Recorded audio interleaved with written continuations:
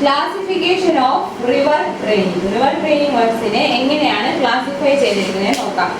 There are three main classifications. First one is high water training or training for discharge. High water training or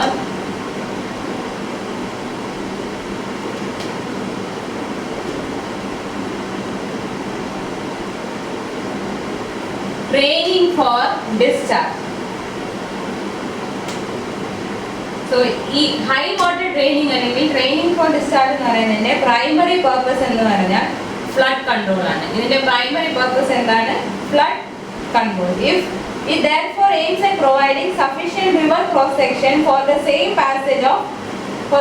passage of maximum flood and is concerned with making the adjoining area flood proof by construction of dikes or levees. അപ്പോൾ high water training അല്ലെങ്കിൽ training for discharge first classification, അതിന്റെ main purpose എന്താണെന്ന് വെച്ചാൽ flood control. ഇത് എന്തിനാണ്? For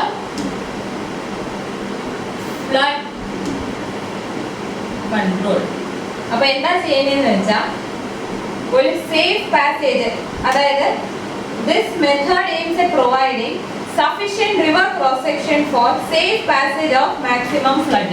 maximum flood safe ആയിട്ട് pass ചെയ്യാൻ വേണ്ടിയുള്ള സഫീഷ്യന്റ് ക്രോസ് സെക്ഷൻ പ്രൊവൈഡ് ചെയ്യും. അങ്ങനെ പ്രൊവൈഡ് ചെയ്തിട്ട് and also it is concern with making the adjoining area flood proof by construction of dikes or levees. അപ്പോൾ നമുക്ക് സേഫ് പാസേജ് ഓഫ് മാക്സിമം ഫ്ലഡിന് വേണ്ടി sufficient cross section area provide ചെയ്യണം, adjacent ഏരിയസിനെ flood പ്രൂഫും ആക്കണം. അതാണ് ഫസ്റ്റ് ക്ലാസിഫിക്കേഷന്റെ purpose. High water training or training for discharge.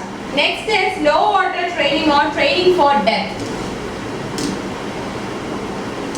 Low water training or training for depth.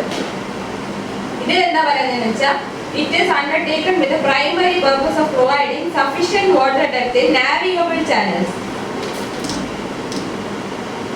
Sufficient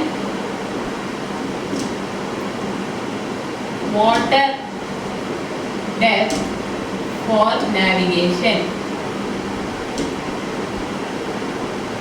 അതിനു വേണ്ടിയാണ് ഈ ലോ വാട്ടർ ട്രെയിനിങ് അല്ലെങ്കിൽ ട്രെയിനിങ് ഫോർ ഡെപ്ത്. അതായത് sufficient water depth in navigable channels during low water periods. അതായത് നമ്മൾ navigation use ചെയ്യുന്ന ചാനൽസിൽ sufficient water depth ഉണ്ടെങ്കിലേ നമുക്ക് നാവിഗേഷൻ പോസിബിൾ ആവും. അപ്പൊ വാട്ടർ കുറവുള്ള പീരീഡിലും സഫീഷ്യന്റ് വാട്ടർ ഡെപ്ത് പ്രൊവൈഡ് ചെയ്യുക എന്നുള്ളതാണ് ലോ വാട്ടർ ട്രെയിനിങ് വർക്സിന്റെ meaning. So it may be accomplished by concentrating and enhancing the flow in the desired channel by closing other channels. അതായത് ഏത് ചാനലിലൂടെയാണോ നാവിഗേഷൻ ഉള്ളത് അവിടോട്ട് ഫ്ലോ ഡൈവേർട്ട് അങ്ങോട്ടുള്ള ഇങ്ങോട്ട് ഫ്ലോ കോൺസെൻട്രേറ്റ് ചെയ്തിട്ട് ബാക്കിയുള്ള ചാനൽസിനെ ക്ലോസ് ചെയ്ത് വെക്കും by the process of bandalling by contracting the width of channel with the help of groins etc. അതായത് എങ്ങോട്ടാണോ നാവിഗേഷൻ ഉള്ളത് അങ്ങോട്ട് ഫ്ലോയെ കോൺസെൻട്രേറ്റ് ചെയ്തിട്ട് മറ്റേ ചാനലിന്റെ വിഡ്ത്ത് കുറയ്ക്കുക അല്ലെങ്കിൽ ക്ലോസ് ചെയ്ത് വെക്കുകയും ചെയ്യും. അങ്ങനെയുള്ളതാണ് ലോ വാട്ടർ ട്രെയിനിങ്. അപ്പോൾ ഹൈ വാട്ടർ ട്രെയിനിങ് ഫ്ലഡ് കൺട്രോളിലും ലോ വാട്ടർ ട്രെയിനിങ് എന്ന് പറഞ്ഞാൽ provide sufficient depth for navigation. third classification is mean water training or training for sediment. Mean water training or training for sediments. ഇതിൽ എന്താ പറയുന്നതെന്ന് വെച്ചാൽ mean water training aims at efficient disposal of suspended load and bed load and thus to preserve the channel in good shape. Efficient disposal of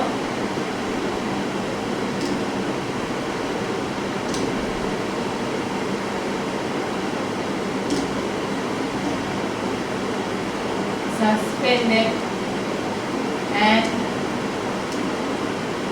bed loads. Efficient disposal of suspended and bed loads and to preserve the channel in good shape. The maximum accretion capacity of a river occurs in the vicinity of mean water or dominant discharge. Mean water or dominant discharge is maximum accretion. Therefore, changes in the river bed are attempted in accordance with that stage of flood flow. River bed changes ഉണ്ടാക്കി flood flow ആ സ്റ്റേജിലോട്ട് വന്ന് എത്തിക്കണം. അതാണ് efficient disposal of suspended and bed water. അപ്പോൾ mean water training പറയാൻ കാരണം mean waterലാണ് maximum accretion capacity ഉണ്ടാകുന്നത് റിവറിന്. The maximum accretion capacity of a river occurs in the vicinity of mean water or dominant discharge. Mean water അല്ലെങ്കിൽ dominant discharge ആണ് maximum accretion capacity ഉണ്ടാകുന്നത്. അപ്പോൾ നമ്മുടെ river ബെഡിനെ ഈ maximum discharge അതായത് dominant discharge വരത്തക്ക ആ dominant ഡിസ്ചാർജിന് വേണ്ട സ്റ്റേജ് വരത്തക്ക വിധത്തിൽ റിവർ ബെഡിനെ അറ്റൻഡ് ചെയ്യും. മനസ്സിലായോ? റിവർ ബെഡിനെ ഡോമിനന്റ് ഡിസ്ചാർജിന്റെ ഡോമിനന്റ് ഡിസ്ചാർജിനുള്ള സ്റ്റേജ് വരത്തക്ക വിധത്തിൽ റിവർ ബെഡിനെ നമ്മൾ ഓൾട്ടർ ചെയ്ത് വിടും. അപ്പോൾ എന്താണ് എപ്പോഴും ഫ്ലോ മീൻ വാട്ടർ ഫ്ലോ ആയിരിക്കും. അപ്പോൾ മാക്സിമം അക്രീഷൻ ആയിരിക്കും. അതായത് ഇവിടെ safe disposal of suspended load and bed load ആയിരിക്കും. efficient disposal of suspended load and bed load ആണെങ്കിൽ മാത്രമേ ചാനലിനെ നമുക്ക് ഗുഡ് ഷേപ്പിൽ മെയിൻറ്റെയിൻ ചെയ്യാൻ പറ്റൂ. അത് മീൻ വാട്ടറിൽ തന്നെ മെയിൻറ്റെയിൻ ചെയ്യേണ്ട കാര്യം എന്ന് വെച്ചാൽ മീൻ വാട്ടറിലാണ് ഡോമിനന്റ് ഡിസ്ചാർജ്. മീൻ വാട്ടറിൽ അല്ലെങ്കിൽ ഡോമിനന്റ് ഡിസ്ചാർജിലാണ് accretion capacity of river maximum ആയിട്ട് ഉള്ളത്. അപ്പോൾ നമ്മൾ ചാനൽ ബെഡിനെ ഓൾട്ടർ ചെയ്ത് ഡോമിനന്റ് ഡിസ്ചാർജ് വേണ്ട സ്റ്റേജ് വരുന്ന വിധത്തിൽ എന്ത് ചെയ്യും? ബെഡിനെ നമ്മൾ ഓൾട്ടർ ചെയ്യും. അതാണ് mean water training or training for settles. So these are the classifications of river training. These are the various classifications of river training.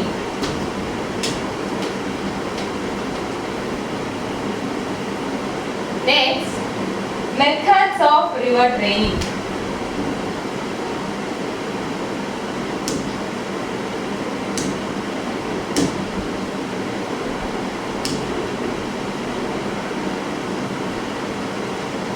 Methods of river training. നിങ്ങൾക്ക് ഒരു 6 മെത്തേഡ്സ് പഠിക്കാനുണ്ട്. ഫിഗർ എല്ലാം നോട്ടിൽ കൊടുത്തിട്ടുണ്ട്. നോട്ട് നോക്കി പഠിച്ചാൽ മതി. ഓരോന്ന് എന്താണെന്ന് പറഞ്ഞു തരാം. First one is marginal embankments or levees. Marginal embankments or levees. Marginal embankments or levees. They are generally earthen embankments running parallel to the river at some suitable distance from it. River in a parallel ആയിട്ട് ഒരു suitable distance ൽ run ചെയ്യുന്ന earthen embankment ആണ് marginal embankments or levees.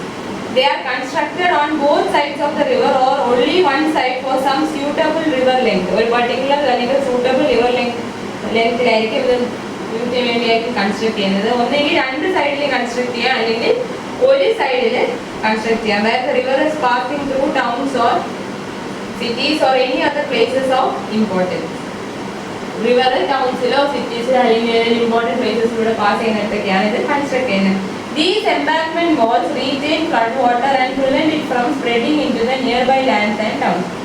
Flood water ne ഈ embankment walls flood water ne retain ചെയ്തിട്ട് ചുറ്റുമുള്ള ഏരിയയിലോട്ട്, അതായത് nearby ലാൻഡ്സിലും ടൗൺസിലോട്ടും spread ചെയ്യുന്നതിൽ നിന്ന് പ്രിവെന്റ് ചെയ്യും. A levee or dike is mainly used for flood protection by controlling the river and not by drain. ഈ ലെവിയോ ഡൈക്കോ ആണെങ്കിൽ റിവറിനെ train ചെയ്യുന്നതിന് പകരം റിവറിനെ കൺട്രോൾ ചെയ്താണ് flood protection. The alignment of levee should follow normal meandering pattern. റിവറിന്റെ normal meandering pattern follow ചെയ്തായിരിക്കണം ലെവീസിന്റെ alignment. And the levees are many times pitched on upstream side. Upstream side il pitch ചെയ്തിട്ടായിരിക്കും levees provide ചെയ്യുന്നത്. Launching apron may also be provided if bank or levee is close to the main river channel. Main river channel ന് close ആയിട്ടാണ് ബാങ്കോ ലെവിയോ വരുന്നുണ്ടെങ്കിൽ launching ഏപ്രിനും പ്രൊവൈഡ് ചെയ്യണം. അതാണ് marginal embankments or levees. Marginal embankments or levees. Next is guide banks. നിങ്ങൾ ഓരോ river training മെത്തേഡിന്റെ purpose എവിടെ use ചെയ്യുന്നു, എങ്ങനെ ചെറിയ രീതിയിലുള്ള ഡിസ്ക്രിപ്ഷനും ഫിഗറും, അതിന്റെ ഡിസൈനോ അലൈൻമെന്റോ കാര്യങ്ങളൊന്നും പഠിക്കേണ്ട. ഓരോ ട്രെയിനിങ് മെത്തേഡ് എന്താണ്, എവിടെ യൂസ് ചെയ്യുന്നു, അത് എങ്ങനെ റിവർ ട്രെയിനിങ്ങിനെ സഹായിക്കുന്നു, അത്രയുള്ള ഒരു ചെറിയ ഡിസ്ക്രിപ്ഷനും ഫിഗറും മാത്രം പഠിച്ചാൽ മതി. Guide banks. Guide banks are made for guiding the stream near a structure so as to confine it in a reasonable width of river. ഒരു സ്ട്രക്ചറിന്റെ അടുത്ത് river guiding the stream near A structure, ഒരു സ്ട്രക്ചറിന്റെ അടുത്തുള്ള സ്ട്രീമിനെ guide ചെയ്യാൻ വേണ്ടിയുള്ളതാണ് river bank. നമ്മൾ എന്തിനാണ് guide banks use ചെയ്യുന്നത്, നമ്മൾ എന്തിനാണ് അതിനെ ഇങ്ങനെ ഗൈഡ് ചെയ്യുന്നത് ഒരു സ്ട്രക്ചറിൽ നിന്ന്? So as to confine the സ്ട്രീമിന് റീസണബിൾ വിഡ്ത്ത് ഓഫ് റിവർ, ഒരു റീസണബിൾ വിഡ്ത്ത് ഓഫ് റിവറിലോട്ട് കൺഫൈൻ ചെയ്യാൻ വേണ്ടി ഒരു സ്ട്രക്ചറിന്റെ അടുത്തുള്ള പോർഷനെ നമ്മൾ ഗൈഡ് ബാങ്ക്സ് ഉപയോഗിച്ച് സ്ട്രീംസിനെ ഗൈഡ് ചെയ്യുന്നു. So the guide bank usually consists of heavy built embankment in the shape of bell mouth on both sides of constricted channel. ആ കൺസ്ട്രക്റ്റഡ് ചാനലിന്റെ രണ്ട് സൈഡിലും ഈ ഗൈഡ് ബാങ്കിന് എന്തുണ്ടാവും? ബെൽ മൗത്ത് ഷേപ്പിലുള്ള ഹെവിലി ബിൽറ്റ് എംബാങ്ക്മെന്റ് ആണ് ഉണ്ടാവുന്നത്. And usually one embankment is required if the other side is a high and stable bank. ഒരു side high and stable bank ആണെങ്കിൽ ഒരു എംബാങ്ക്മെന്റിന്റെ ആവശ്യമേ ഉള്ളൂ. And the remaining side of the river khadar is covered by ordinary embankment. നമ്മൾ പറഞ്ഞു guide ബാങ്ക്സിന് heavily built embankment ആണ് of bell shape. Heavily built embankment of bell shape ആണ് ഈ ഗൈഡ് ബാങ്ക്സിന് ഉള്ളത്. അത് തന്നെ ഇപ്പോൾ ഹൈ ആൻഡ് സ്റ്റേബിൾ ബാങ്ക് ആണ് ഒരു സൈഡിൽ എങ്കിൽ ഒരു സൈഡിൽ ഹൈ ആൻഡ് സ്റ്റേബിൾ ബാങ്ക് ആണെങ്കിൽ ഒരു സൈഡിൽ മാത്രം ഹെവി എംബാങ്ക്മെന്റും മറ്റേ സൈഡിന് ഓർഡിനറി എംബാങ്ക്മെന്റിന്റെ ആവശ്യമേ ഉള്ളൂ. ഇതാണ് ഗൈഡ് ബാങ്ക്. നെക്സ്റ്റ് ഇസ്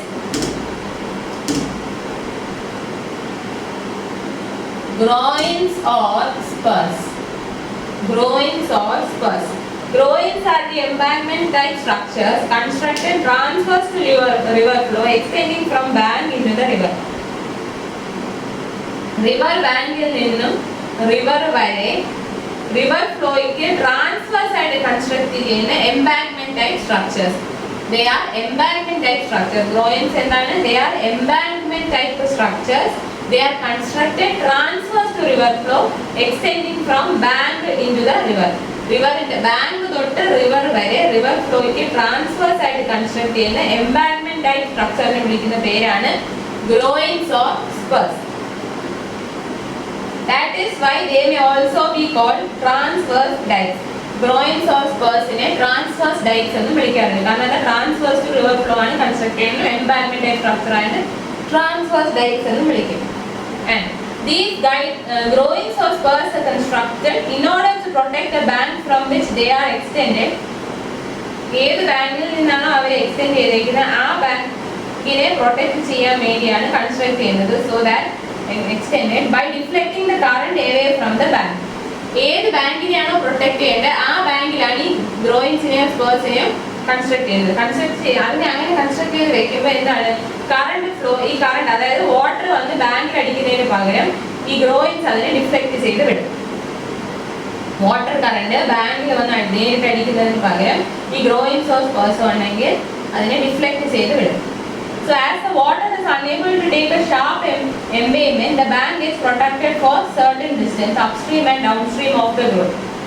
ഒരു ഷാർപ്പ് എംബേയ്മെന്റ് എടുക്കാൻ ഈ വാട്ടർ കറണ്ടിന് പറ്റാത്തത് കൊണ്ട് ഈ ഗ്രോയിൻസിന്റെ അപ്സ്ട്രീമിലോട്ട് കുറച്ച് ദൂരം ഡൗൺ സ്ട്രീമിലോട്ട് കുറച്ച് ദൂരം ബാങ്ക്സ് പ്രൊട്ടക്റ്റഡ് ആയിരിക്കും. However, the nose of the groin is subjected to tremendous action of water and has to be heavily protected by pitching. ഈ ഗ്രോയിൻസിന്റെ നോസ് പിച്ചിങ് കൊടുത്ത് ഹെവി ആയിട്ട് പ്രൊട്ടക്ട് ചെയ്യണം. കാരണം നോസിൽ വാട്ടർ ഡയറക്റ്റ് വന്ന് തട്ടും. ഈ ഗ്രോയിൻസ് ഇരിക്കുന്ന കാരണം അതിന്റെ അപ്സ്ട്രീമിൽ ഡൗൺ സ്ട്രീമിൽ വരുന്ന ഒരു certain length of bank protected ആയിരിക്കും. പക്ഷേ ഗ്രോയിൻസിന്റെ നോസിൽ വാട്ടർ വന്ന് ഡയറക്റ്റ് ആയിട്ട് അടിക്കും. അപ്പൊ അവിടെ നമ്മൾ പിച്ചിങ് കൊടുത്ത് ഹെവിലി പ്രൊട്ടക്ട് ചെയ്യേണ്ട ആവശ്യം ഉണ്ട്. However, then the action of eddies reduces from the head towards the bank. ഹെഡിൽ നിന്ന് ബാങ്ക് വരെ ആക്ഷൻ ഓഫ് എഡീസ് കുറഞ്ഞു വരും. And therefore thickness of slope pitching and apron can be reduced accordingly. അതാണ് groynes or aquifers. Fourth one is marginal bund or levees.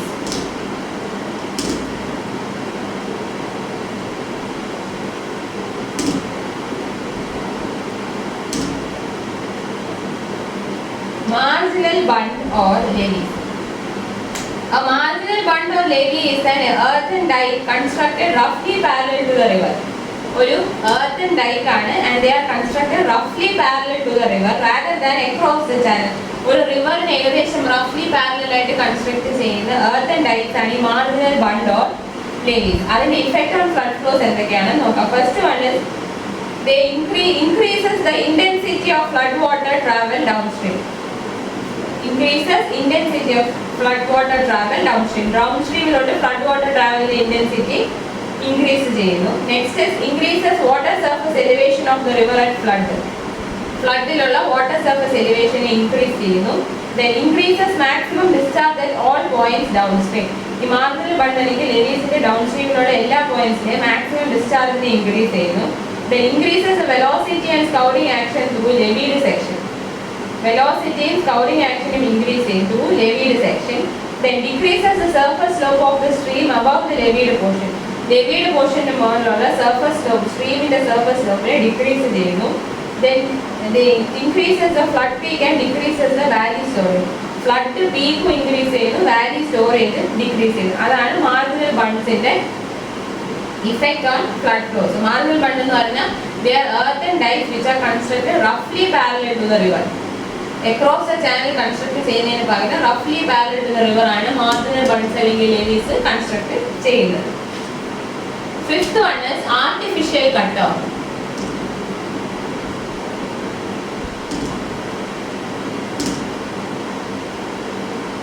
നമ്മൾ meandering പഠിച്ചപ്പോൾ രണ്ട് loop meanderൽ വരുന്ന രണ്ട് കർവ്സിന്റെ ഇടയിലുള്ള സ്ട്രെയിറ്റ് പോർഷനെയാണ് കട്ട് ഓഫ് എന്ന് വിളിക്കുന്നതെന്ന് പഠിച്ചു. ഈ ആർട്ടിഫിഷ്യൽ കട്ട് ഓഫ് എന്താണ്, എങ്ങനെ റിവർ ട്രെയിനിങ്ങിന് ഹെൽപ്പ് ചെയ്യുന്നു നോക്കാം.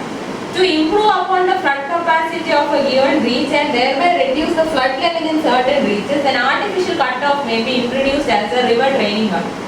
നമുക്ക് ഫ്ലഡ് കപ്പാസിറ്റി ഒരു പർട്ടിക്കുലർ റീച്ചിലെ ഫ്ലഡ് കപ്പാസിറ്റി ഇംപ്രൂവ് ചെയ്തിട്ട് ഫ്ലഡ് ലെവലിനെ റെഡ്യൂസ് ചെയ്യണം. അതായത് ഫ്ലഡ് ക്യാരി ചെയ്യാനുള്ള കപ്പാസിറ്റി കൂടി ഫ്ലഡ് ലെവലിനെ റെഡ്യൂസ് ചെയ്യണം ചില റീച്ചുകളിൽ. അതിനുവേണ്ടി ഒരു ആർട്ടിഫിഷ്യൽ കട്ട് ഓഫ് ഇൻട്രൊഡ്യൂസ് ചെയ്യേണ്ടി വരുന്നു, റിവർ ട്രെയിനിങ് മെഷറായിട്ട് ഇൻട്രൊഡ്യൂസ് ചെയ്യേണ്ടി വരുന്നു. So considerably meandering river may attain its original straight flow by means of a cut-off. ഒരു meandering river straight flow attain ചെയ്യുന്നത് cut off ഉപയോഗിച്ചിട്ടാണ്. So a cut-off channel may develop by itself or may be induced artificially. ഒരു cut-off channel natural ആയിട്ട് may develop itself. അതായത് തനിയെ cut off ഉണ്ടാവും, അല്ലെങ്കിൽ നമ്മൾ ആർട്ടിഫിഷ്യൽ ആയിട്ട് ഒരു cut off ഇൻഡ്യൂസ് ചെയ്യേണ്ടി വരും.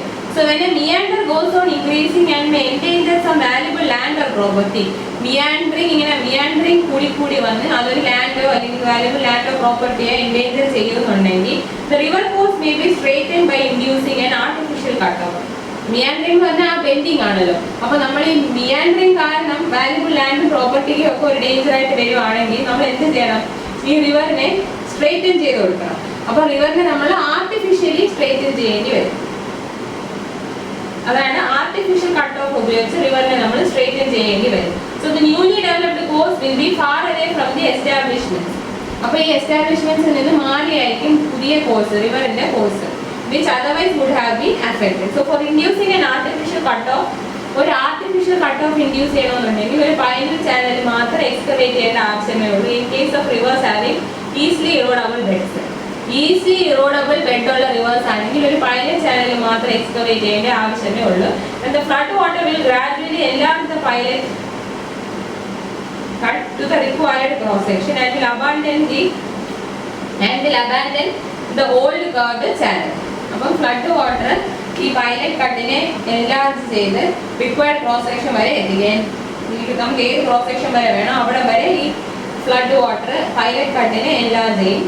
ആൻഡ് ഓൾഡ് കർവ്ഡ് പാത്തിനെ അബാൻഡൻ ചെയ്യും. അതായത് പൈലറ്റ് കട്ട് ഉപയോഗിച്ച് നമ്മൾക്ക് വേണ്ട ക്രോസ് സെക്ഷൻ വരെ അതിങ്ങനെ ഫ്ലഡ് വാട്ടർ എല്ലാം ചെയ്തുകൊണ്ടിരിക്കുകയും ചെയ്യും. അപ്പോൾ പഴയ കർവ്ഡ് ട്രാക്കിനെ അല്ലെങ്കിൽ പഴയ കർവ്ഡ് ചാനലിനെ അബാൻഡൻ ചെയ്യും. Provide the circumstances for development of cut off are favourable. Cut off ഡെവലപ്മെന്റിനുള്ള ഫേവറബിൾ കണ്ടീഷൻസ് അവിടെ ഉണ്ടെന്നുണ്ടെങ്കിൽ ഇതെല്ലാം നടക്കും. പർപ്പസിന് വേണ്ടി ഈസിലി റോളബിൾ ബെഡ്സ് ഉള്ള ചാനൽ ആണെങ്കിൽ ഒരു പൈലറ്റ് കട്ട് മാത്രം നമ്മൾ പൈലറ്റ് ചാനൽ എക്സ്കവേറ്റ് ചെയ്യേണ്ട ആവശ്യമേ ഉള്ളൂ. പൈലറ്റ് ചാനൽ എക്സ്കവേറ്റ് ചെയ്ത് കഴിഞ്ഞാൽ ഫ്ലഡ് വാട്ടർ ഈ പൈലറ്റ് കട്ടിന്റെ ഗ്രാജുവലി എല്ലാം ചെയ്ത് നമുക്ക് വേണ്ട ക്രോസ് സെക്ഷൻ വരെ വന്ന് എത്തും. അങ്ങനെ എത്തിക്കഴിഞ്ഞാൽ എന്താണ് സംഭവിക്കുന്നത്? പഴയ കേർവ്ഡ് ചാനൽ നമുക്കങ്ങ് അബാൻഡൻ ചെയ്യാൻ പറ്റും. പക്ഷെ ഇതൊരു കട്ട് ഓഫിന് വേണ്ട ഫേവറബിൾ കണ്ടീഷൻസ് ഉണ്ടെങ്കിൽ മാത്രമേ ഇതെല്ലാം സംഭവിക്കൂ. And the last type of method of river draining is pitch islands.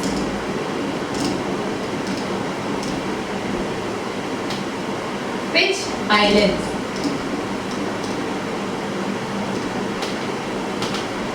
എന്താണ് pitched islands? Pitched islands consists generally of a sand core pitched with the boulders along its sides and slopes and are protected at the toe by a falling apron. അപ്പോൾ എന്താണ് ഈ pitched island? Pitched islandനകത്ത് എന്തുണ്ട്? It has a sand core. Pitched islandൽ ഒരു sand core ഉണ്ട് and it is pitched with the boulders along its sides and slopes. ഈ sand coreനെ pitch ചെയ്തേക്കുന്നത് boulders ഉപയോഗിച്ച് അതിന്റെ സൈഡ്സും സ്ലോപ്സും പിച്ച് ചെയ്തിട്ടുണ്ട് and protected at the toe by a falling apron. ഒരു ഫോളിംഗ് ഏപ്രൺ ഉപയോഗിച്ച് അതിന്റെ ടോയിൽ പ്രൊട്ടക്ട് ചെയ്തിട്ടുണ്ട്. Sometimes advantages can be taken of an existing natural island which can be reshaped and pitched. ഒരു നാച്ചുറൽ ഐലൻഡ് അല്ലെങ്കിൽ ഒരു വേല ഉണ്ടെന്നുണ്ടെങ്കിൽ, നാച്ചുറൽ ആയിട്ടൊരു ഐലൻഡ് ഉണ്ടെന്നുണ്ടെങ്കിൽ നമുക്ക് അതിനെ റീഷേപ്പ് ചെയ്ത് പിച്ച് ചെയ്തെടുക്കാം. പിച്ച്ഡ് ഐലൻഡ് ആ മൊത്തത്തോടെ കൺസ്ട്രക്ട് ചെയ്യാതെ നാച്ചുറൽ ആയിട്ട് ഒരു ഐലൻഡ് ഉണ്ടെന്നുണ്ടെങ്കിൽ അതിനെ റീഷേപ്പ് ചെയ്ത് പിച്ച് ചെയ്തെടുക്കാം. The pitched island causes redistribution of velocity and tractive force. വെലോസിറ്റിയുടെയും ട്രാക്റ്റീവ് ഫോഴ്സിന്റെയും റീഡിസ്ട്രിബ്യൂഷൻ ആണ് പിച്ച്ഡ് ഐലൻഡ് കൊണ്ട് ഉണ്ടാകുന്നത്. So the tractive force near a pitched island begins to increase rapidly after the construction of island, with the result that deep scour begins to form round the island, generally draws the river channel into itself and ultimately holds it permanently. അപ്പോൾ tractive force pitched ഐലൻഡിന്റെ അടുത്ത് rapid ആയിട്ട് increase ചെയ്യും after the construction of pitched island. അതുകൊണ്ട് എന്ത് സംഭവിക്കുന്നു? With the result that deep scour begins to form round the island. ഐലൻഡിന് ചുറ്റുമായിരിക്കും ഡീപ് സ്കൗറിങ് ഉണ്ടാകുന്നത്. With the result that deep scour begins to form round the island. ഐലൻഡിന് ചുറ്റും deep scouring ഉണ്ടായിട്ട് gradually draws the river channel into itself. River ചാനലിൽ അതിനോട്ട് draw ചെയ്യും and ultimately holes permanently. അങ്ങനെ അതിലോട്ട് റിവർ ചാനലിനെ ഗ്രാജുവൽ ആയിട്ട് ഡ്രോ ചെയ്തിട്ട് അവസാനം അത് പെർമനന്റ് ആയിട്ട് ഹോൾഡ് ചെയ്യും. So it is use for the following purpose. എന്തിനാണ് ഈ പിച്ച്ഡ് ഐലൻഡ് യൂസ് ചെയ്യുന്നത്? Training of the river to have an axial flow. റിവറിന് ഒരു ആക്സിയൽ ഫ്ലോ ഉണ്ടാവാൻ വേണ്ടി ട്രെയിൻ ചെയ്യാനും, പിന്നെ rectification of adverse curvature for effective sand exclusion. Adverse curvature rectify for effective sand exclusion and also improving channel for navigation. So these are the 6 methods of river draining: marginal embankments or levees, guide banks, groins or spurs, marginal bund or levees, artificial cut-off and pitched islands. Figure ഉള്ളതിന് ഫിഗറും ഓരോന്നും എന്താണെന്നും അത് എങ്ങനെ work ചെയ്യുന്നു എവിടെ use ചെയ്യുന്നു അത്രയും മാത്രം അറിഞ്ഞിരുന്നാൽ മതി. ഒരു റിവർ ട്രെയിനിങ് മെത്തേഡിന്റെ ഡിസൈൻ നിങ്ങൾ പഠിക്കേണ്ട. So that we have come to the end of 4th module. Thank you.